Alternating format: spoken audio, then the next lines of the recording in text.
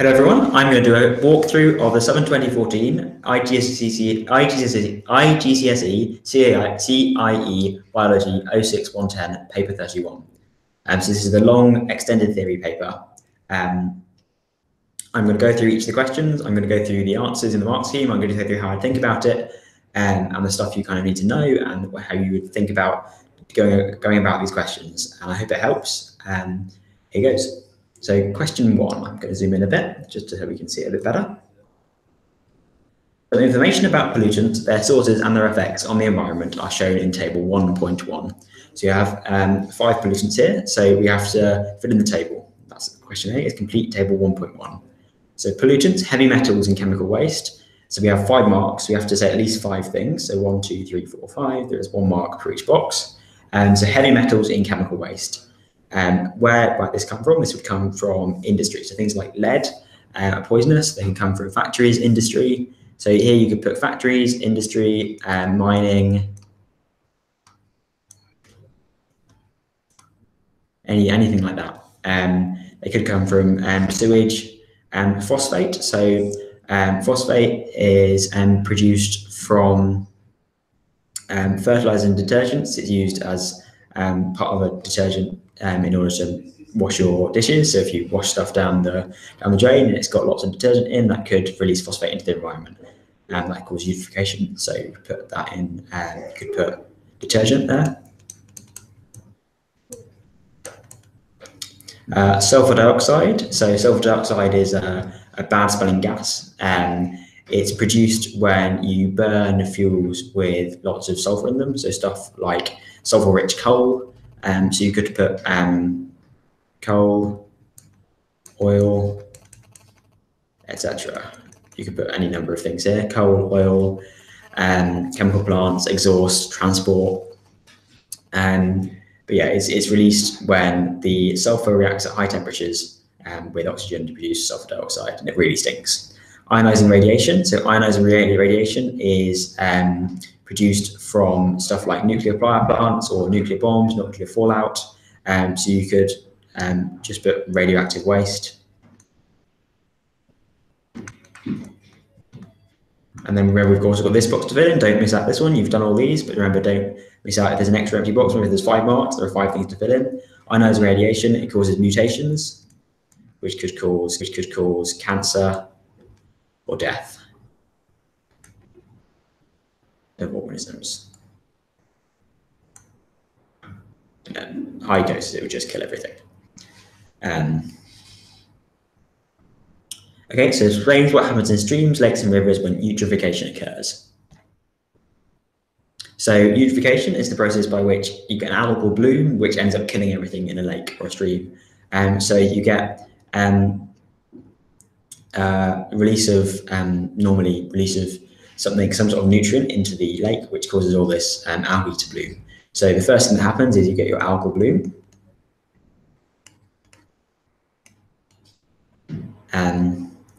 And then after that all grows, and then all of the green stuff from the algal bloom all sits and floats on the top of your lake or your river, and that blocks all the light from getting down to the bottom of the stream. So then you have blocked light. I'm just writing very small points. You probably want to write a little bit more than I'm writing in the actual exam. And then because you have blocked light, that means that you get reduced photosynthesis. So everything underneath the algae no longer has light, so you get reduced photosynthesis of plants and other algae. And remember, plants are primary producers. So that means that the reduced photosynthesis means that lots of plants die, which means that you have less oxygen released into the stream. So remember, plants are a net producer of oxygen. They both photosynthesize and respire, but they do more photosynthesis and respiration, so they're a net producer of oxygen. So we have less oxygen dissolved in the river. And the dead plants all get eaten by bacteria or digested.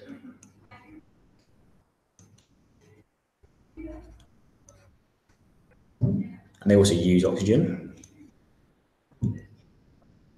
And because you're using the oxygen, you're digesting all the plants, the amount of oxygen in the river decreases. So that's just a symbol for concentration of oxygen decreases. Concentration of oxygen decreases means that fish and other aquatic organisms can no longer cannot respire, so they die, which then feeds more bacteria, which then use up more oxygen, which then causes all the rest of the fish which have survived the first lot also to die, and that basically kills off all the life in the pond apart from this algal bloom. So part C, sulfur dioxide dissolves in the rain to form acid rain. Describe 2 measures that can be taken to reduce the effects of acid rain. So you could either try and neutralize the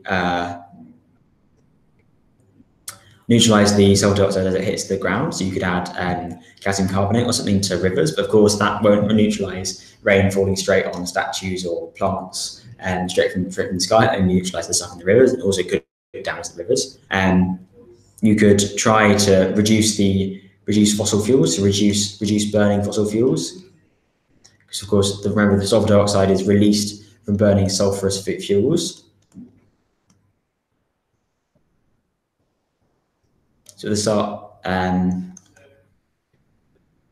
So if we reduce fossil fuel use, then we need to reduce the amount of sulfur release. You could also reduce the sulfur release from that fossil fuels you burn. So you could use low sulfur coal or oil, or you could try and scrub the sulfur from the fumes by using wet scrubbing or something similar.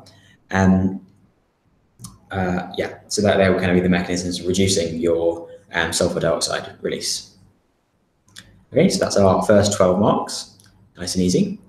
Dairy cattle are kept for milk production. Approximately half of all calves born are male. Sex is determined in cattle in exactly the same way as it is in humans. So explain why 50% of the cattle are born male.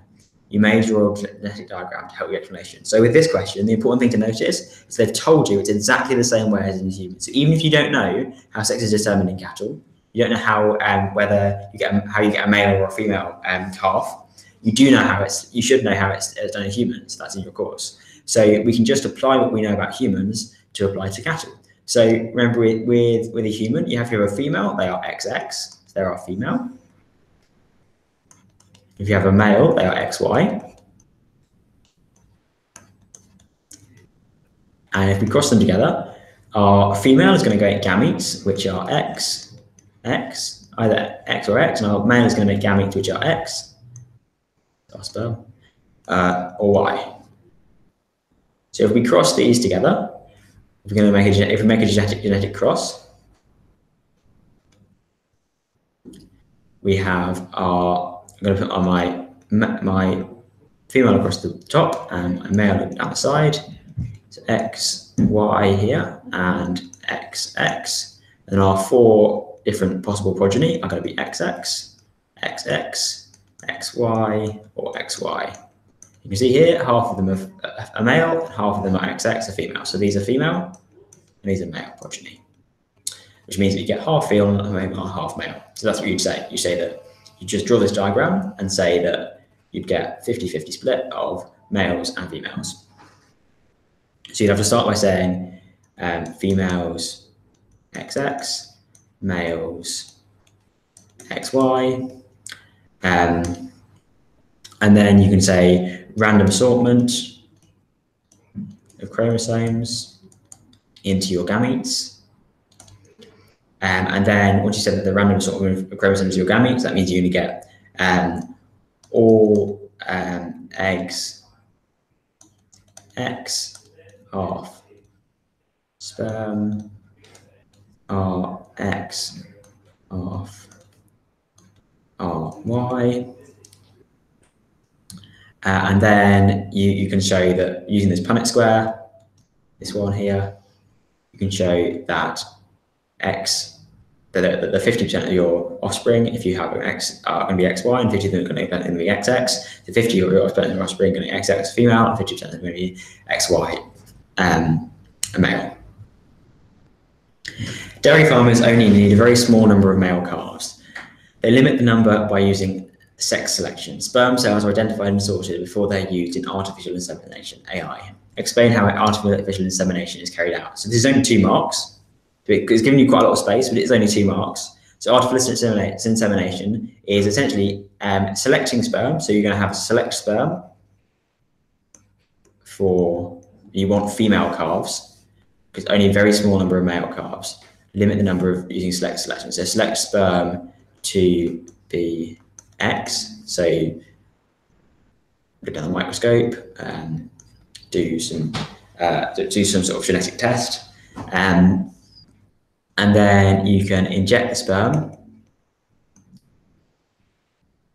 into female's reproductive tract.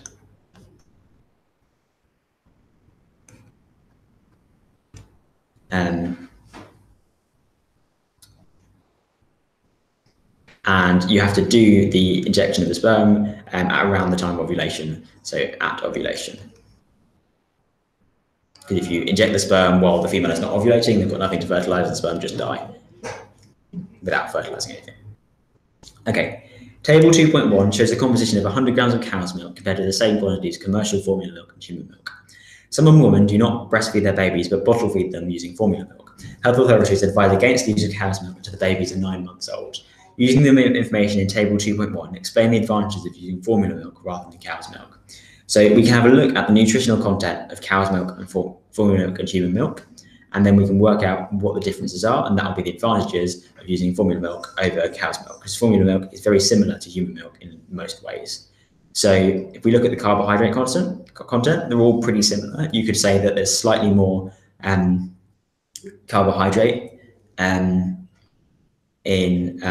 formula milk and human milk, and they're both similar. So what you start by saying is formula milk more like human milk than cow's milk.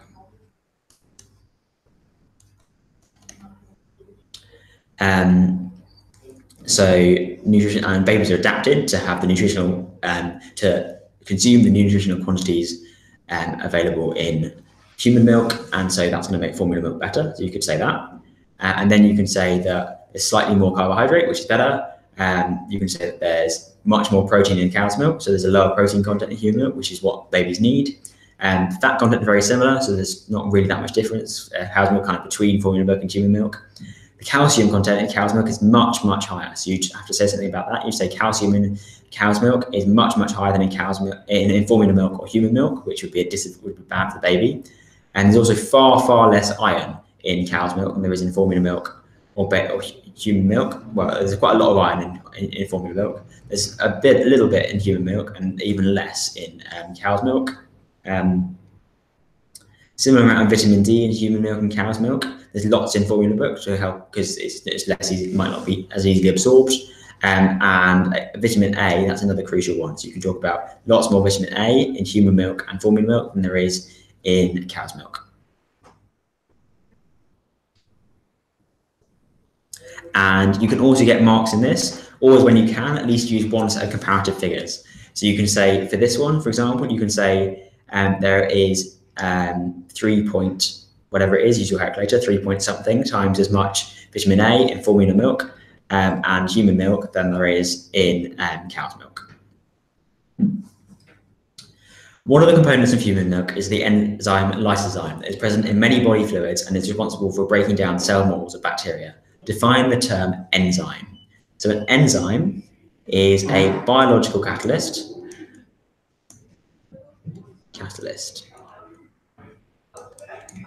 made of protein, and it speeds up the rate of reaction without getting involved in it. So you get 1 mark for biological, 1 mark for catalyst, and 1 mark for protein. So you get your but you're going to get a maximum of 2 marks. So you can actually get the 2 marks of this just by writing biological catalyst. They're giving you all that space. The effect of human lysozyme on two common species of bacteria, A and B, was investigated at 2 different values of pH. The investigation was set up as shown in figure 2.1. The test tube was kept at 37 degrees for 24 hours. So tube 1, we have species A at pH 4 with fresh lysozyme. And then tube 2, we have species A again, so the same species, pH 4 again, but we boiled the lysozyme. So what's that going to do? That's going to denature the lysozyme. It's going to basically stop it from working. Tube 3, we have again species A, pH 9, so quite alkaline, fresh lysosome. And then we have a different species of bacteria, species B, at pH 4, so the same as the first two, and fresh lysozyme. After 24 hours, samples were taken from each test tube. Each sample was placed into nutrient agar in Petri dishes. The dishes were incubated at 28 degrees C for a further 24 hours to allow any bacteria to grow. The results are shown in figure 2.2. So we can see that with test tube 1, so at pH 4 with strain A, so remember here, pH 4, strain A, and fresh lysozyme, we have got no growth of this, remember, look at the key, no growth of bacteria, so it's killed off all the bacteria. Whereas in all the other tests, 2, 3, and 4, we managed to get growth of bacteria. So when we destroy the lysozyme by boiling it, we get growth of bacteria. At pH 9, we get growth of bacteria. So the lysozyme isn't really working at pH 9, and neither does it work on species B. Explain the results shown in figure 2.2 by comparing the following pairs, 1 and 3.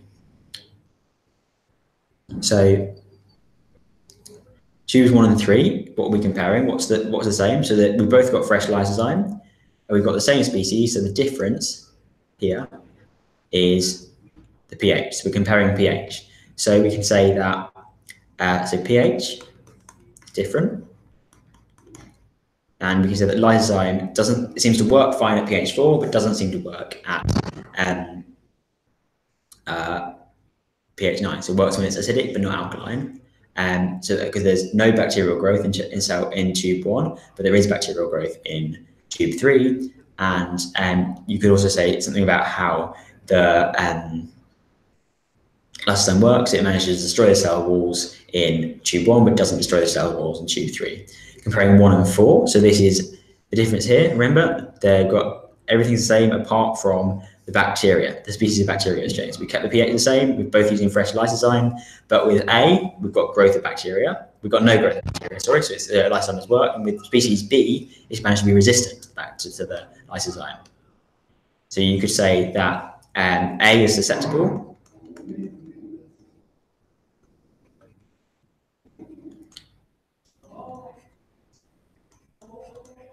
whereas B is resistant.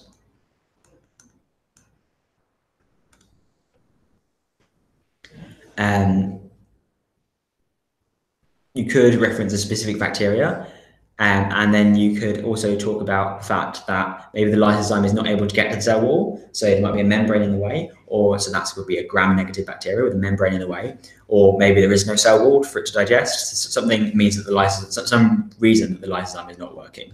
And then 1 and 2, we look at the difference between 1 and 2. Everything is the same, apart from the fact that in 1, we have fresh lysozyme, whereas in 2, we have boiled lysozyme. So, and in 1, we get growth. We get no growth. Sorry, the lysozyme works, whereas in 2, we get growth. And the lysozyme doesn't seem to work, and that's because, remember, thinking about enzymes and proteins, boiling it causes denaturation. So boiling, denatured lysozyme stops it working, doesn't kill bacteria in tube B, tube 2, sorry.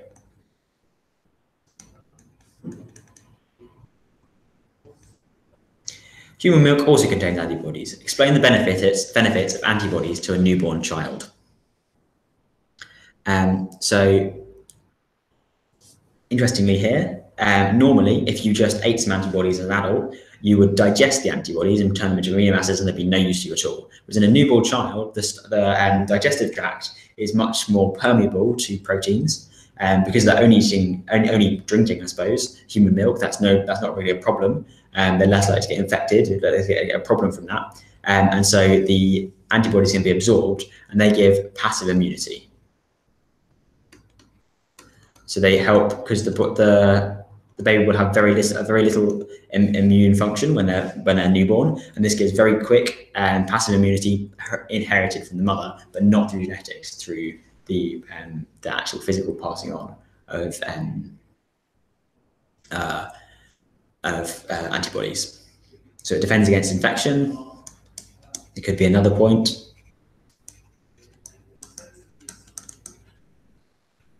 That would get you your 2 marks. You could also say that you could also talk about specific disease. So you could say that the mother might have had this year's flu, or she might have had a cold, and that would and she'd have the resistance to that, and so the baby would then inherit the resistance to that, and they wouldn't get the flu or the cold, which could actually kill the baby if it didn't have this resistance. Okay, so moving on to question 3. This one is about blood glucose concentration, control of blood glucose concentration. So figure 3.1 is a diagram that shows the control of blood glucose concentration. So blood glucose concentration is normally 90 grams per 100 milliliters, and we have a feedback loop, so that if we get an increase in blood sugar levels, we end up decreasing it by storing the glucose as glycogen. We also take it up into red blood cells and muscle cells to use as energy. And if our blood glucose decreases, then we then increase it back up to 90 milligrams by breaking down glucose and releasing it into the bloodstream. State one reason why the concentration in the blood increases. So that would be feeding on carbohydrate or sugar. So that if you drank a can of Coke, or you ate a sugary piece of cake, and that went, or even just some pasta, and that went to your gut, it was digested, you release the glucose from that into your bloodstream, get absorbed across your gut, and that would cause an increase in blood sugar levels. State one reason why the concentration of glucose in the blood decreases. So if you haven't eaten for a while, and then you decide to go for a run, or you decide just to walk somewhere, or just you haven't eaten for a while, then your tissues are still using the glucose, and so that will use up the glucose in the bloodstream, and that will decrease the concentration of glucose. So that so you could, yeah. So I would say used in respiration. So remember to say respiration, and then any one of the processes I mentioned. So just passive kind of breathing, revitalize energy, your all your organs, your liver, your gut, your kidney, all of them require energy. So it's used in respiration, or you could be doing exercise, so using your skeletal muscles. Name 2 places in the body where glycogen is stored. So the 2 big stores of glycogen in your body are your liver and your muscles.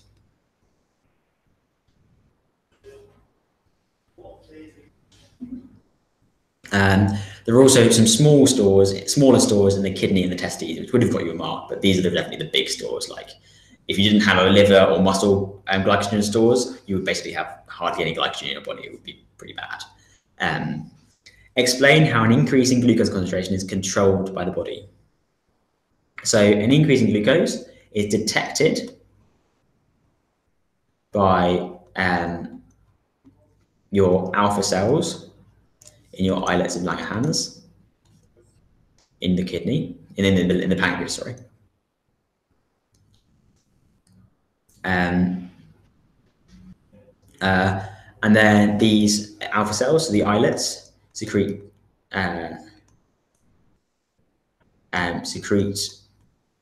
insulin. Insulin is a hormone, it's a peptide hormone, which means that it's transported in the blood.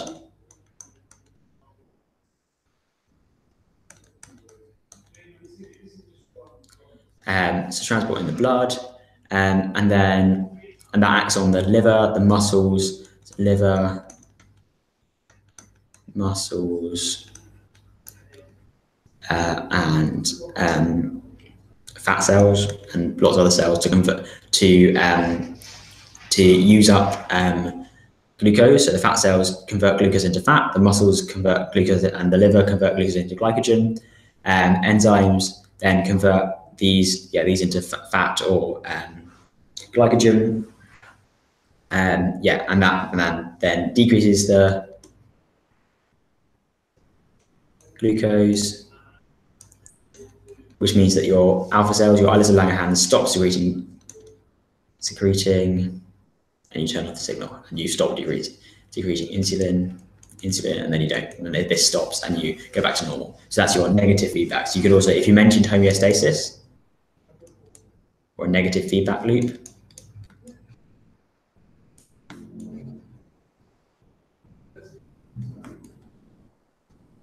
and that would also get the marks. That would also get your mark. So that this whole process is a negative feedback loop. You have an increase in glucose, which or the secretion of secretion of insulin. Insulin is detected, causes a decrease in glucose, which causes a stopping secretion of insulin.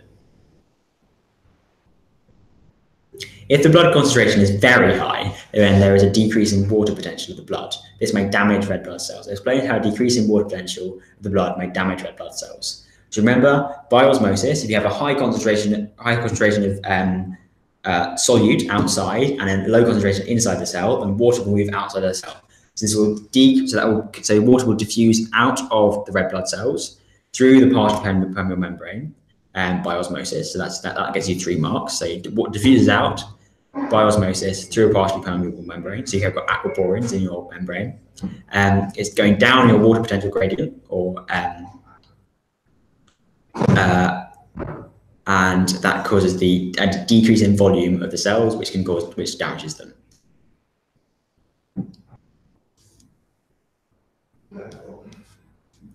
Define the term respiration.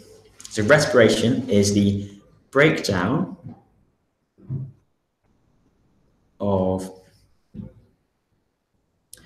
nutrients to provide energy.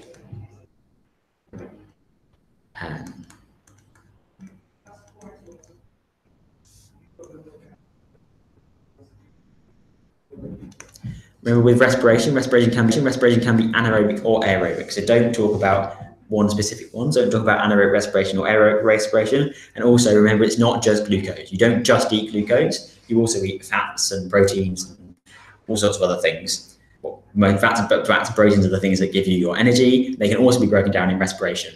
And so the breakdown of nutrients to provide energy.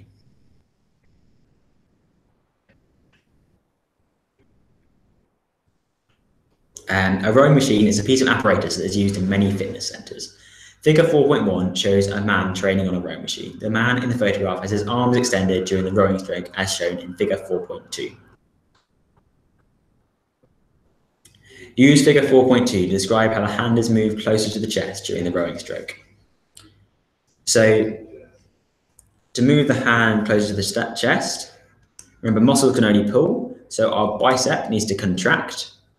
I'll cross that out. So the bicep is going to get smaller, and our tricep needs to relax in order to not pull the muscle this way, which will allow this to move this way, to relaxing, and then this will pull on here, which will move our arm this way. So the bicep contracts.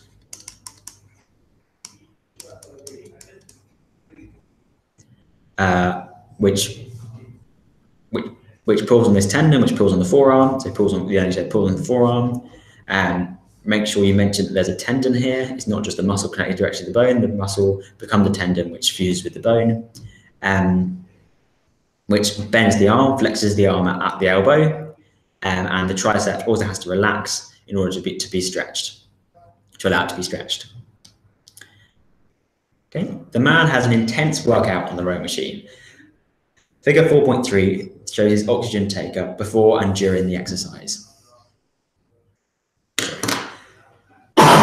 Sorry. Explain why there is a steep increase in the man's oxygen consumption at the start of exercise. So when exercise begins, you need more energy, and you're breaking down glycogen and fat stores, so energy stores, and to break them down to generate energy, to do it efficiently, you need to do aerobic respiration, and that aerobic respiration needs oxygen. So you would say there's an increase in muscle contraction.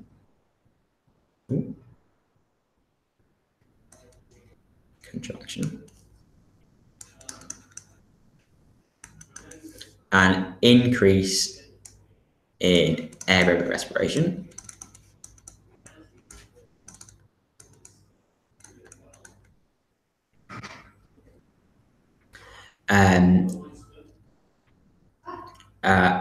Which means with the increase in muscle contraction means an increase in demand for energy.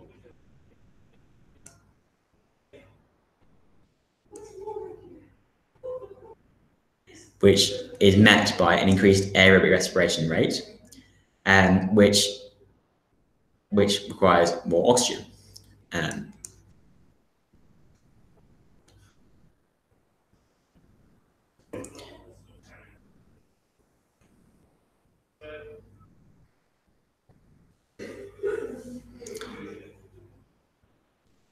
It took 10 minutes after the man had stopped rowing for his oxygen consumption to decrease to its resting value. On figure 4.3, draw a line between 20 minutes and 35 minutes to show the change in oxygen consumption after exercise has stopped. So after exercise stops, he's no longer needing nearly so much energy, so it's going to drop really sharply at 20 minutes. And by 30 minutes, then it's going to kind of level off slowly all the way down to where it was at rest, 30 minutes, like that. So you get a sharp drop to begin with as you stop exercising, stop needing so much, and then you have this kind of gap, which is the same area as here, which is your oxygen debt down here, which is what you get after exercise in order to make up for the anaerobic respiration you did at the start, kind of the debt that you had from not using oxygen to begin with, because your increasing breathing rate takes a while to increase to maximum rate, and then increase blood flow and delivering oxygen to the muscles. So that's the next question. So you need to say it's because of oxygen debt.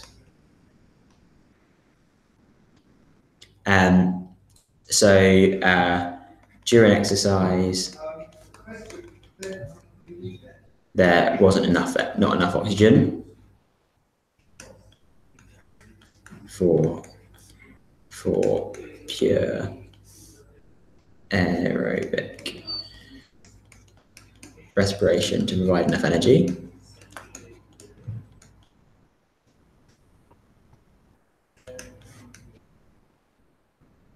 So anaerobic respiration was used.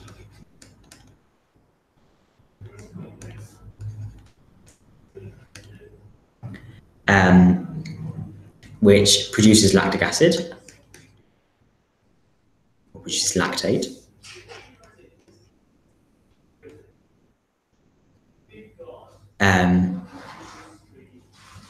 Which builds up in the muscles, builds up in the blood, and then after exercise, in order to break down that lactic acid and to return the muscles to a normal resting state, you need more extra oxygen. So you'd say that you need the lactate needs to be broken down, which requires extra oxygen, and your lactic acid is then broken down and respired aerobically.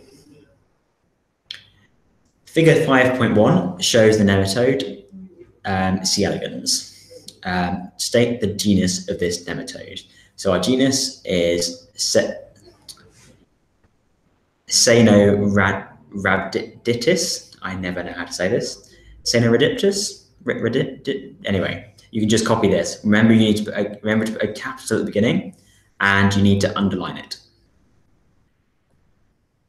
because you can't write in italics. You hit the handwriting. So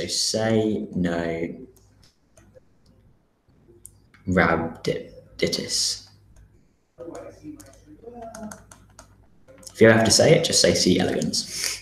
Everyone will know what you're on about. State two structural features of nematodes. So unsegmented, thread-like. They have a gut tube. They have a hydrostatic skeleton, so they don't have a solid skeleton. They're made a bit like a small balloon full of water, which is inflated nice and really hard. They have a hydrostatic skeleton holding them up. They have a continuous gut, right from their mouth through to their anus, all the way through the middle of them. And they have points at both ends, and they have quite a large mouth, a large pharynx at one end, which is essentially they are just an eating machine, eating reproduction machine. They are very, very small, one of the smallest animals. Nematodes feed on dead and decaying material. Explain why this gives nematodes an important role in ecosystems. So there are a few things you could say here. There are only 3 marks, but that it would, by eating dead and decaying material, the nematode worm would prevent all this build-up of decaying material that would probably get used by bacteria. But it does recycle nutrients, so it would take up dead material, which it then converts into biomass, back into living biomass, and which can then be eaten by other things and have energy flow back into the ecosystem from dead animals. It would also produce carbon dioxide, which can be used by plants as part of the carbon cycle. And it would also decrease, because it's digesting dead food. So it's taking a big animal, which is made of lots of big particles. It's eating it, digesting it, and then pooing it out. And the poo is much finer material, which has been pre-digested, which is much easier for bacteria to get out and to digest. So there are a whole lot of things you can say there. But yeah, I start with the kind of ecological things, like it's running the food cycle, in the energy cycle, and then the carbon cycle, and then you can talk about kind of providing carbon dioxide for, then you can talk about kind of preventing accumulation of dead stuff. Okay, figure 5.2 shows the life cycle of C. elegans. The diploid number of this species is 12. So we have our adult. Our adult is a hermaphrodite, which means that it produces both sperm and eggs. And then it fertilizes itself, and then it releases an egg. Then it produces an egg divides, produces an embryo is released into the environment. The embryo develops as an egg, then becomes a larvae. The larvae grows into the adult state, and then that repeats. Suggests whether there's very little genetic variation in the offspring of the adult nematode shown in figure 5.2. So we look here, our adult produces both sperm and eggs. So they're both in the same animal. So you don't have any variation in mixing up from different animals. The only variation has to come from mutations. The mutations are very low in animals, we know that. So it's because it's only from a single parent. So gametes from some single individual, both gametes, crucially.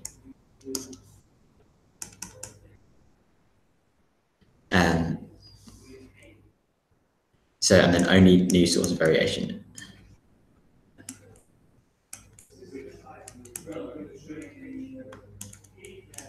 is mutations.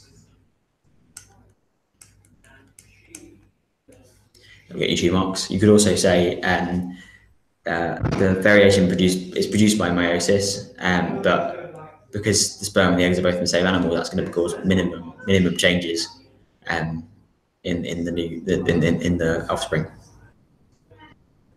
The haploid number in C. elegans. So if the diploid number is 12, the haploid number is going to be half that, which is 6. Explain why meiosis occurs at P and mitosis occurs at Q. So P is here, the narration of sperm and eggs. This is going from a diploid adult to haploid sperm and eggs. And so to create haploid cells, we need meiosis. So it creates haploid cells and gametes with variation, genetic variation.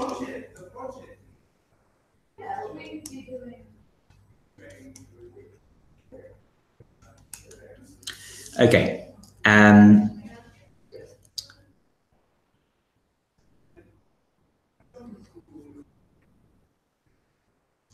then the haploid cells, haploid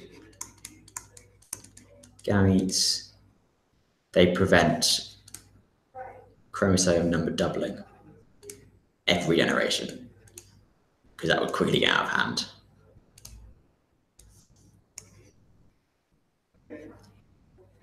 If we had 6 chromosomes in the haploid, and then we had 12 chromosomes in the adult, and then if you didn't have meiosis, and going back to 6 chromosomes in the child, you quite quickly get 24, and then the next generation you have 48, and the next generation you'd have 96, and then that will keep going. After 20 generations, you'd have a huge number of chromosomes that just wouldn't fit in the cell, and it would be useless, and be really hard to regulate. So mitosis at Q.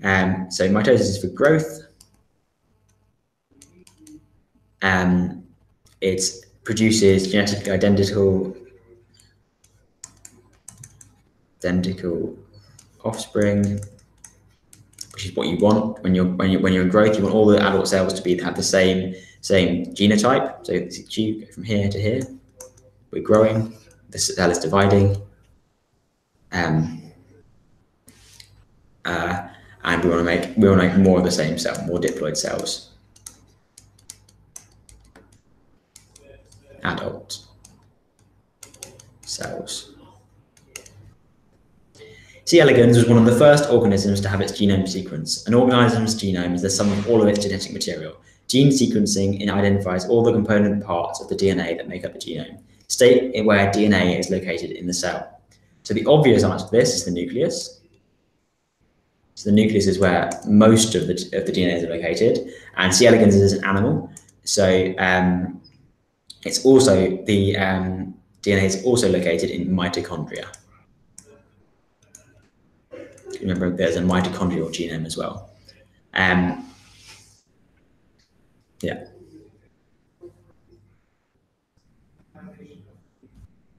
If this was a plant, then you'd also have plasmids or chloroplasts, but because this isn't a plant, you would just put nucleus and mitochondria. The pea plant, Pisum sativum, is a legume which is grown both as a human food and as a livestock feed. Figure 6.1 shows some root nodules of a pea plant. Figure 6.2 shows a cross-section through the root nodule at S of figure 6.1. T indicates the tissue, the transport tissue in the root. So this is supposed to be T. The maximum diameter of the root nodule in figure 6.2 is 73 millimeters. Calculate the maximum diameter of the root nodule in figure 6.2 is 73 millimeters. Calculate the actual diameter of the root nodule. So if this, and you can look at this is magnification times 40. So it's telling you that this is 73 millimeters. And it's a 40-time magnification. So in order to go from 73, so to go from our real root nodule to here, we've times it by 40. To go from back from our picture to our root nodule, we need to divide by 40. So 73 millimeters divided by our 40 magnification factor is going to give us the diameter of our root nodule, and that is 1.825 millimeters. So about 2 millimeters wide, quite small. Describe the role of the bacteria in the root nodules of P. sativum. So the root nodules, they are a home for symbiotic bacteria. Yeah, so they fix nitrogen, so nitrogen fixation. So they provide nitrogen, which can be used by the plant to make amino acids. So they take N2 from the atmosphere and they convert it to NH3, so ammonia. and they take N2 and make amino acids. So my alpha is a shorthand for amino acids. And so they nitrogen for dextrization, I would write in words, so they convert nitrogen, atmospheric nitrogen, into ammonia and amino acids, and ammonia and amino acids can be used by the plant to make proteins. The bacteria require carbohydrates that are supplied by the pea plant. And describe how the carbohydrates are produced and transported by the plant to the bacteria. So carbohydrates in plants are produced by photosynthesis. So you put photosynthesis in the leaves of the plant, so they're the photosynthetic organ. You could describe photosynthesis. You could say carbon dioxide plus water producing glucose,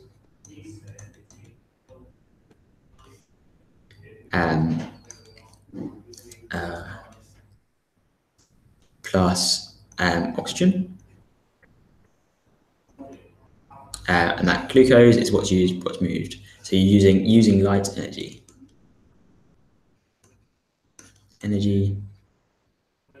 to fix. So fixing carbon is making it into more complex form, a higher energy form, carbon dioxide. And how is it transported? So remember, the transport vessels in plants are xylem and phloem, and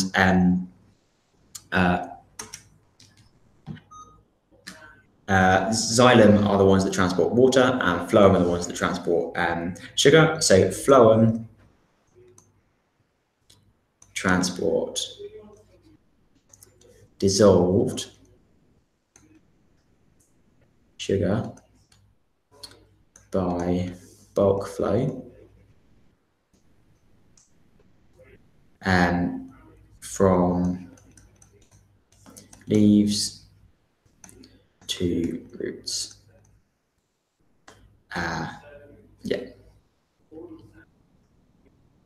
Pea plants grow well in soils that are deficient in nitrogen. Explain how root hair cells of pea plants absorb nitrate ions from soils with low nitrate concentrations. So the root hair cells, they have a high surface area for absorption. And they have special nitrate ion channels, and they can actively transport nitrate ions into their cytoplasm in order to take up nitrate from the soil around them, and that active transport is what allows them to grow in low nitrate concentrations. Remember, this is the root hair cells we're talking about, not the root nodules, which is the important thing.